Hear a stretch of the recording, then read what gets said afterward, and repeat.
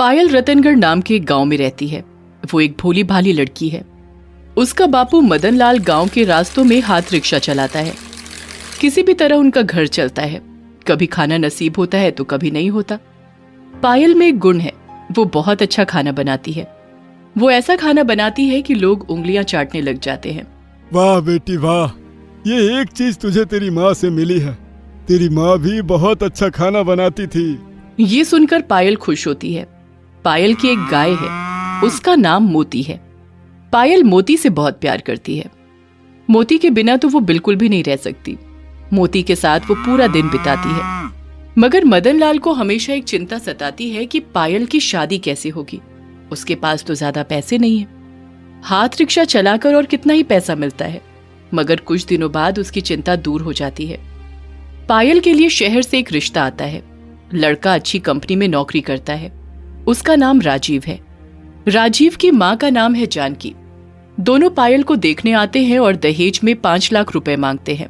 5 लाख रुपए? अरे बाप रे, ये तो बहुत ही बड़ी रकम है। मेरे पास जमीन जायदाद भी नहीं है।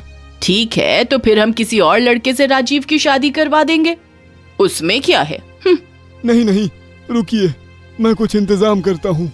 बिमला और राजीव चले जाते हैं। मदन लाल गांव वालों से पैसा उधार लेता है।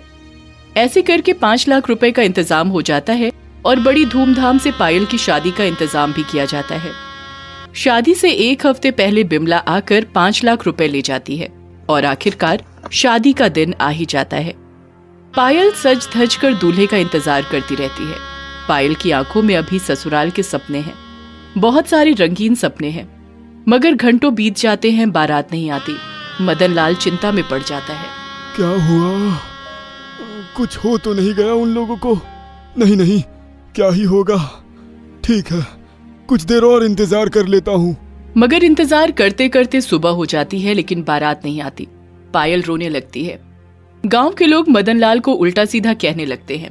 कर लो बात, 5 लाख रुपए उधार लेकर दहेज दे दिया, लेकिन लड़का शादी करने ही नहीं आया। सुनो मदन लाल, उनका पता वता कुछ है ना? नहीं, पता तो नहीं लिया मैंने। अरे अरे अरे अरे, बहुत अच्छा किया। अब भुगतो, पैसा भी गया और साथ ही सम्मान भी चला गया। ऐसे लोगों को तो उधार देना ही नहीं चाहिए। मदन लाल को बहुत अपमानित महसूस होता है। उसके सीने में दर्द शुरू हो जाता है। वो सीना पकड़कर बैठ जाता है। पायल दौड़कर आती है, लेकिन तब तक बहुत देर हो चुकी होती है। मदन लाल का देहांत हो चुका होता है। बापू नहीं। पायल बहुत रोती है। उसके बाद मदन लाल का अंतिम संस्कार किया जाता है और फिर पायल अपने ही मन में कहती है, नहीं, मुझे शहर जाना होगा। मुझे उन लोगों को ढूंढना ही होगा। मुझे पता करना होगा कि उन लोगों ने आखिर मेरे साथ ऐसा क्यों किया। पायल अभी भी शादी के जोड़े में ही है। वो हाथ रिक्शा में अपनी जरूरत का सामान लेती है, साथ में मोती को लेती है और हाथ रिक्शा चलाते हुए शहर की ओर चलने लगती है। सभी लोग देखने लगते हैं। एक औरत शादी के जोड़े में हाथ रिक्शा चला रही है और उसके साथ एक गाय भी है। ऐसा दृश्य हर रोज देखने को नहीं मिलता। पायल शहर की ओर बढ़ने लगती है और 2 दिन बाद वो शहर पहुंच जाती है। इससे पहले उसने कभी शहर में पैर नहीं रखा था। पहली बार शहर आने के बाद उसे पता चलता है कि शहर कितना बड़ा है। ये शहर कितना बड़ा है। अब इतने बड़े शहर में उन दोनों को कैसे ढूंढूंगी। पायल को कुछ समझ में नहीं आता है। वो बस खड़ी रहती है। इतने में एक औरत उसके पास आकर कहती है, ए हाथ रिक्शा वाली, एल्गिन रोड चलोगी? 50 रुपए दूंगी। ये सुनकर पायल मन में ही कहती है कि जा तो सकते हैं, वैसे भी उसके पास अभी ज्यादा पैसे तो है नहीं। पायल उस औरत से कहती है, जाऊंगी, लेकिन मुझे रास्ता नहीं पता। ठीक है, मैं दिखा दूंगी। पायल उस औरत को अपने हाथ रिक्शा में बिठाकर चलने लगती है। उसके पीछे पीछे मोती भी आने लगती है। एल्गिन रोड पहुंचकर वो औरत उतर जाती है और पैसे दे देती है। पायल इसी तरह कुछ लोगों को हाथ रिक्शा में बिठाकर इधर उधर ले जाती है और उससे थोड़े बहुत पैसे कमाती है। उसके बाद जब वो रास्ते में खड़ी होती है, तब अचानक से उसको एक पोस्टर दिखाई देता है। उसमें लिखा हुआ है, वांटेड, इन दोनों को जहां भी देखें तुरंत पुलिस को खबर करें। ये दोनों खतरनाक क्रिमिनल हैं। ये पढ़ने के बाद पायल को सब कुछ समझ में आ जाता है कि ये दोनों शहर के क्रिमिनल हैं। उसके साथ धोखा हुआ है, धोखा। पायल को ये सब सोचकर चक्कर आने लगता है। पहली बात तो ये है कि उसके साथ जिंदगी में ऐसा कभी नहीं हुआ। दूसरी बात यह है कि पूरा दिन हाथ रिक्शा चलाते चलाते वो थक गई है। पायल वहां बैठ जाती है और कहती है, मोती, ए मोती, ये रिक्शा चलाना मेरे बस की बात नहीं है और मैं गांव भी नहीं जा सकती। क्या करूं? कुछ तो करना ही पड़ेगा। तभी वो देखती है कि एक आदमी चाय की केटली और कप हाथ में लेकर घूम रहा है। ये चाय चाय चाय चाय चाय चाय चाय चाय, गर्मा गर्म चाय, गर्मा गर्म चाय, चाय चाय चाय चाय चाय। ये देखकर पायल के दिमाग में एक आइडिया आता है। वो मोती की ओर देखती है। मोती भी प्यार से उसकी तरफ देखती है। पायल कहती है, मोती, अब तुझे एक काम मिल गया है। अब से रोज सुबह तुझे दूध देना होगा। मोती सिर हिलाकर हाँ कहती है। पायल हाथ रिक्शा चलाने के पैसों से चाय बनाने की सामग्री खरीदती है। उसके बाद रास्ते के पास एक चूल्हा बनाती है और फिर मोती से दूध निकालती है और उसके बाद वो चाय बनाती है। पायल खाना बनाने में तो एक्सपर्ट है ही। वो इतनी अच्छी चाय बनाती है कि उसे कहीं जाने की जरूरत ही नहीं पड़ती। चाय की खुशबू से लोग उसके पास आ जाते हैं और चाय मांगने लगते हैं। पायल सभी को चाय देती है और एक कप चाय 5 रुपए में बेचती है। ऐसे ही पहले ही दिन 500 रुपए की चाय बिक जाती है। पायल बहुत खुश होती है और अगले दिन से वो और ज्यादा चाय बनाने लगती है। कुछ तो बात है उस चाय में, हर रोज भीड़ बढ़ने ही लगती है। इसी तरह पायल के पास बहुत पैसे आ जाते हैं और वो वहीं पर एक दुकान खोल लेती है। वो दुकान के अंदर मोती को लेकर रहती है और चाय बेचकर अपना और मोती का पेट पालती है। ऐसे ही दिन बीतने लगते हैं और धीरे धीरे उसके पास बहुत पैसे जम जाते हैं। ऐसे ही एक दिन पायल चाय बेच रही होती है और इसी तरह रात हो जाती है। पायल सोने का इंतजाम कर रही होती है और उसी वक्त राजीव और बिमला वहां से दौड़ रहे होते हैं। उनके पीछे पुलिस पड़ी हुई है। पुलिस को चकमा देकर वो दोनों किसी तरह एक जगह आकर छिप जाते हैं। बेटा, इस शहर से अभी जल्दी भागना पड़ेगा। लेकिन कैसे? शादी के नाटक में लिए हुए पैसे तो खत्म हो गए हैं। हाँ, किसी भी तरह आज ही पैसों का इंतजाम करना होगा। और तभी बिमला को पायल की दुकान दिखती है और दुकान के अंदर पायल भी दिखती है। अरे, वो वही लड़की है ना जिससे हमने शादी का नाटक किया था? हाँ माँ, उसने यहाँ आकर दुकान खोल लिया।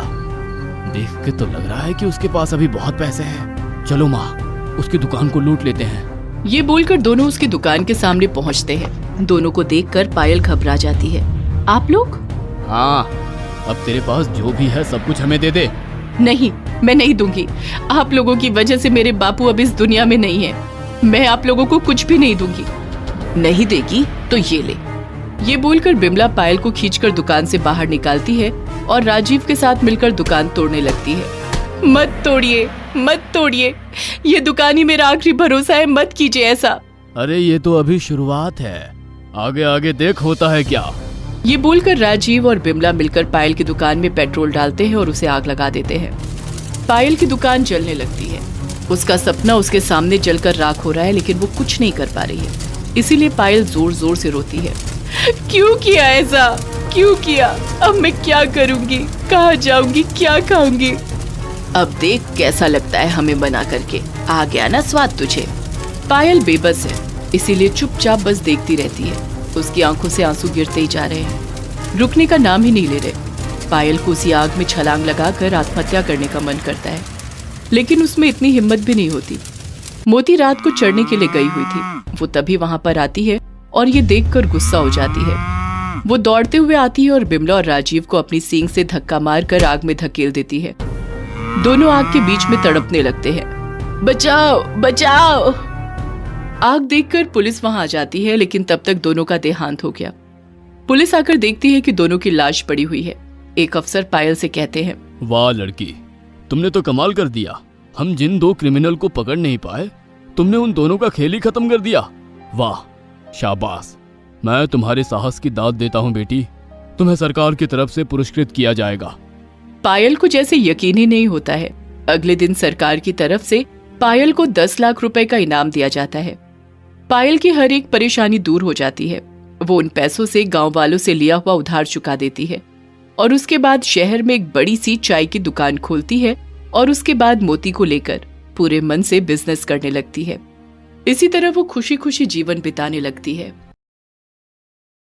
हमें छोड़ दीजिए, हमें छोड़ दीजिए। हमने किसी का क्या बिगाड़ा है? आप लोग हम तीनों को क्यों मारना चाहते हैं? अंजलि, शेफाली और पायल एक ऊंची इमारत की छत पर खड़े हैं। उन तीनों को एक साथ बांध दिया गया है। उनके सामने उनकी सास जानकी और उन तीनों के पति डंडा लेकर खड़े हैं। उनके पति हाथ में डंडा लेकर आगे बढ़ रहे हैं। अंजलि का पति रमेश कहता है, आज तुम तीनों को नहीं छोड़ूंगा। नालायक, काली, बदसूरत औरतें कहीं की, आज ही तुम लोगों का खेल खत्म कर दूंगा मैं। ये बोलकर रमेश तीनों को छत से धकेल देता है। तीनों छत से नीचे गिरने लगते हैं। तीनों डर के मारे चिल्लाने लगते हैं। मगर इन लोगों के साथ ऐसा बर्ताव क्यों किया जा रहा है? आखिर इन तीनों बहुओं का क्या दोष है? ये तीनों क्या बच पाएंगे? ये जानने के लिए हमें इस कहानी को शुरू से शुरू करना होगा। अंजलि, शेफाली और पायल गांव की लड़कियां हैं। वो तीनों बहनें हैं। गांव में घूमती रहती हैं, खेलती रहती हैं। गांव के लोग इन तीनों से बहुत प्यार करते हैं। तीनों के पास एक कुत्ता है। उस कुत्ते का नाम है राजा। राजा इन तीनों बहनों के अलावा एक पल भी नहीं रहता। तीनों बहनें भी राजा से बहुत प्यार करते हैं। ऐसे ही उन लोगों के दिन बीतते हैं। मगर अंजलि के माता पिता हमेशा चिंतित रहते हैं, क्योंकि तीनों की तीनों बहनें ही काली हैं। पता नहीं इन तीनों की शादी कैसे होगी। कौन करेगा इन तीनों से शादी? वही तो, तीनों की तीनों काली हैं। पता नहीं क्या होगा। तभी वहाँ पर गांव के मुखिया आ जाते हैं। मुखिया को देखकर अंजलि के पिता उन्हें बैठने को कहते हैं। अरे मुखिया जी, आप बैठिए ना। एक खुशखबरी लेकर आया हूँ मदन लाल। तेरी बेटियों के लिए रिश्ता लेकर आया हूँ। सच में? आपने तो हमारी चिंता दूर कर दी मुखिया जी। लड़का कौन है? लड़का नहीं, लड़के हैं। एक ही घर में शादी होगी तुम्हारी बेटियों की। शहर में जानकी नाम की एक औरत रहती है। बहुत बड़ा बिजनेस है उनका। उनके 3 बेटे हैं। तीनों की शादी के लिए लड़की ढूंढ रहे हैं। मैंने उन्हें कल यहाँ आने के लिए बोल दिया है। आपका बहुत बहुत धन्यवाद मुखिया जी। हाँ, मगर एक चीज है, उन लोगों को दहेज में 9 लाख रुपए चाहिए। 9 लाख? ठीक है, मैं ये जमीन, घर सब गिरवी रख दूंगा। बेटियों की शादी के लिए इतना तो करना ही पड़ेगा। अगले दिन जानकी अपने बेटों के साथ अंजलि, शेफाली और पायल को देखने आती है। शादी पक्की हो जाती है। अंजलि के पिता जमीन गिरवी रखकर दहेज का सारा पैसा दे देते हैं और कुछ ही दिनों बाद उन लोगों की शादी हो जाती है। अंजलि, शेफाली और पायल राजा को साथ लेकर ससुराल चले जाते हैं। अंजलि के पिता को शांति मिलती है, लेकिन उन लोगों को क्या पता था कि आगे क्या होने वाला है। ससुराल पहुंचते ही तीनों बहनों के साथ बुरा बर्ताव किया जाता है। जानकी का बड़ा बेटा यानी कि अंजलि का पति रमेश अंजलि से कहता है, अंजलि, ये मत सोच लेना कि तुम लोग इस घर की बहू हो। तुम लोग इस घर की नौकरानी हो। नौकरानी? नौकरानी? तो फिर आप तीनों ने हम तीनों से शादी क्यों की? हमने क्या किया, क्यों किया, उसका जवाब तुझे देना पड़ेगा। क्या ज्यादा होशियारी मत करना, बस चुपचाप नौकरानी की तरह घर का काम करना। ज्यादा होशियारी की ना तो इस घर से धक्के मार के निकाल दूंगा। अंजलि चुप हो जाती है। उसे पता है कि उसके पिता ने घर गिरवी रखकर उन लोगों की शादी करवाई है। अभी अगर उल्टा सीधा कुछ हो गया तो उसके माता पिता ये सह नहीं पाएंगे। अंजलि, शेफाली और पायल को भी ये बात समझा देती है। वो तीनों मिलकर घर का काम करने लगते हैं। जानकी हमेशा कुछ न कुछ करवाती रहती है उन तीनों से। काम करते करते वो तीनों थक जाते हैं, मगर वो चुपचाप सब कुछ सह लेते हैं। अंजलि दीदी, ये हमारे साथ क्या हो रहा है? हाँ दीदी, हमने तो ससुराल को लेकर कई सपने देखे थे। हम सास से मिलजुल कर रहेंगे, हमारे पति हमसे बहुत प्यार करेंगे। हर एक सपना पूरा नहीं होता छोटी। शुक्र है हमको ससुराल नसीब हुआ है, नहीं तो कौन करता हमसे शादी। ये बोलकर अंजलि खुद को तसल्ली दे देती है, मगर कब तक वो लोग ऐसे जी पाएंगे ये तो अंजलि को भी नहीं पता। उसी रात एक घटना घटती है। उनके पति 3 मॉडर्न लड़कियों को लेकर घर आते हैं और जानकी के कमरे में चले जाते हैं। अंजलि चुपके से सुनती है कि वो लोग जानकी के साथ बातें कर रहे हैं और हंस रहे हैं। जानकी कहती है, अब तुम लोगों की शादी होके रहेगी, मगर इन तीनों का क्या होगा? अरे इन तीनों को तो निकाल देंगे, यही तो हमारा प्लान था। क्यों माँ? हाँ, हमारा बिजनेस घाटे में चल रहा था, इसीलिए हमें पैसों की जरूरत थी और साथ में घर के लिए नौकरों की भी। इसीलिए मैंने मोटा दहेज लेकर तीनों की शादी करवा दी। पैसे भी मिल गए, जिससे हमारा बिजनेस फिर से खड़ा हो गया और घर के लिए मुफ्त में 3 नौकरानी भी मिल गई। वाह सासू माँ, आपका तो जवाब नहीं तो क्या? तुमको क्या लगता है हमने ऐसे ही इन चुड़ैलों से शादी कर ली? हाँ, इनको तो पता ही नहीं है कि हम तीनों तुम तीनों से प्यार करते हैं। अब कुछ दिनों में ही इन तीनों काली चुड़ैलों को घर से भगा देंगे और तुम तीनों को घर की बहू बनाकर लाएंगे। अंजलि ये सब सुनकर खड़ी की खड़ी रह जाती है। अंजलि को गुस्सा आता है। वो तुरंत शेफाली और पायल को ये बताती है। वहाँ राजा भी मौजूद था। वो भी इन बातों को सुन लेता है। उसके अंदर भी गुस्सा आ जाता है। उस रात जब वो तीनों मॉडर्न लड़कियां घर से निकल रही होती हैं, तब अचानक राजा उनके सामने आ जाता है और उन तीनों को काट लेता है और बुरी तरह घायल कर देता है। रमेश दौड़ कर आता है। मनहूस कुत्ता, ये तूने क्या किया? बहुत दर्द हो रहा है रमेश, बहुत दर्द हो रहा है। रमेश तुरंत तीनों को अस्पताल लेकर जाता है और अस्पताल में तीनों को एडमिट करके घर लौटता है और फिर राजा को बहुत मारता है, उसे घर से निकाल देता है। मगर राजा घर से दूर नहीं जाता, वो वहीं रहता है। रमेश घर का दरवाजा बंद कर देता है और रमेश और जानकी के बाकी के 2 बेटे अंजलि, शेफाली और पायल के पास जाते हैं। तुम लोगों ने जानबूझकर किया ना ये? तुम लोगों ने उस कुत्ते को ये करने के लिए बोला है? नहीं माँ जी, हमने तो कुछ नहीं किया। चुप रह, मेरी माँ को माँ जी मत बुला। तुम लोग हमारी बीवियाँ नहीं हो, नौकरानी हो, नौकरानी। हाँ, हमें सब कुछ पता है। तुम लोग हमें घर से निकालने वाले हो ना, सब पता है हमें। अच्छा, तो तुम लोगों को सब पता है, फिर तो तुम लोगों को हम जिंदा नहीं रख सकते। रमेश, एक रस्सी से बांध दे इन तीनों को। रमेश एक रस्सी लाता है और उससे तीनों को बांध देता है। तीनों जान की भीख मांगती हैं। खिड़की के बाहर से राजा ये सब देखता रहता है। जानकी, रमेश और बाकी 2 बेटे इन तीनों को लेकर छत पर जाते हैं। ये लोग एक ऊंची इमारत में रहते हैं। वहां से नीचे गिरने पर मौत तो पक्की है।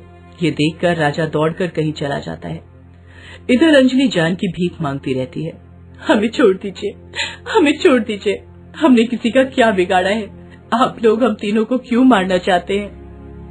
उनके सामने उनकी सास जानकी और उन तीनों के पति डंडा लेकर खड़े हैं। उनके पति हाथ में डंडा लेकर आगे बढ़ रहे हैं। अंजलि का पति रमेश कहता है, आज तुम तीनों को नहीं छोड़ूंगा, नालायक काली बदसूरत औरतें कहीं की। आज ही तुम लोगों का खेल खत्म कर दूंगा मैं। ये बोलकर रमेश तीनों को छत से धकेल देता है। तीनों छत से नीचे गिरने लगते हैं। तीनों डर के मारे चिल्लाने लगते हैं, बचाओ, बचाओ, कोई हमें बचाओ। मगर अभी वो लोग बचेंगे कैसे? ऊपर से इन तीनों को गिरते हुए देखकर जानकी को बहुत अच्छा लगता है। चल, अब जान छूटेगी। सबको बोलेंगे कि इन तीनों ने एक साथ छत से छलांग लगाकर आत्महत्या कर ली। उधर वो लोग बहुत तेजी से नीचे गिर रहे हैं। उन लोगों के बचने का कोई रास्ता ही नहीं है। अंजलि, शेफाली और पायल डर के मारे आंखें बंद कर लेते हैं और तभी नीचे पुलिस आ जाती है। साथ में फायर ब्रिगेड के लोग भी आ जाते हैं। फायर ब्रिगेड वालों के पास बहुत बड़ा नेट है। वो लोग जान बचाने वाला नेट बिछा देते हैं और तीनों उसी नेट पर गिरती हैं और तीनों बच जाती हैं। तभी राजा उनके पास आकर दुम हिलाते हुए भौंकने लगता है। असल में राजा ही पुलिस स्टेशन जाकर पुलिस को बुलाकर लाया है। अंजलि खुशी से राजा को गले लगा लेती है। राजा, आज तू न होता तो पता नहीं क्या हो जाता। उधर छत से ये देखकर वो चारों चौंक जाते हैं। उन लोगों को यकीन ही नहीं हो रहा कि वो तीनों बच गई हैं और साथ में पुलिस भी आ गई है। अरे मर गए, अब क्या होगा? तभी पुलिस छत पर पहुंच जाती है और चारों के हाथों में हथकड़ी पहना देती है। बहुत शौक है ना जान लेने का। अब चलो पुलिस स्टेशन, एक दूसरे की जान लेते रहना। हाय, ये क्या हुआ? अब क्या होगा? कोई बचाओ। पुलिस चारों को पुलिस स्टेशन लेकर जाती है। अदालत उन चारों को फांसी की सजा सुनाती है और उन चारों को फांसी हो जाती है। सारी प्रॉपर्टी अंजलि, शेफाली और पायल के नाम हो जाती है। उसके बाद वो लोग अपने माता पिता का गिरवी रखा हुआ घर छुड़वा लेते हैं और सब लोग मिलकर खुशी खुशी रहने लगते हैं। दोस्तों, आप हमारे चैनल को जरूर सब्सक्राइब करें